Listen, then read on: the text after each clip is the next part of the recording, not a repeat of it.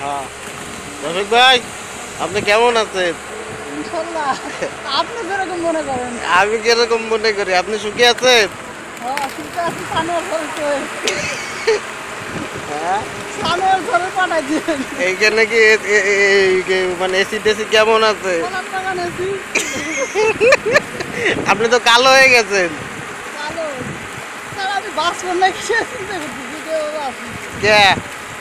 এখানে ঘুম হতো না। কেন? মকিল স্যার হলো আর ওরা 3টের সময় ঘুমায়, 5টার সময় মতো। মুকুল স্যার আপনি সানোয়ার স্যার যেমন আপনি কথাবার্তা কইলে শুনতো, মুকুল স্যার শুনে না। আল্লাহ মাফ করুন। কালকে তো একটু শেষে আমি জোর করে বসে পড়ছি। আর দেখছে যে আপনার এই অবস্থার জন্য দায়ী কে? আপনি সত্য না আপনি। আমি। আপনার রাজনারা ফোন দেয়, আপনি ফোন ধরেন না কেন? ওই, ওর তো শখ ম্যানেজারি করার। এই তো কইছো আমারে ফোন দিছে। কইছে যে আমার শখ ওই দিয়া। আমি তো কইছি তোমার তো শখ। দাও মানে করো।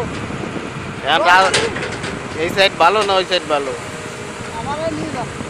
হ্যাঁ নিয়ে যান বলতে আমি কি করব? আমি চাই আপনার ভবিষ্যৎ উন্নতি হোক, আপনি এই সাইডে বসে কাজ শিখবেন।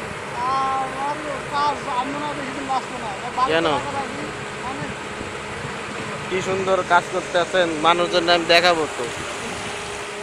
ঠিক আছে, রফিক ভাই কি সুন্দর সাইড দেখাশোনা করে।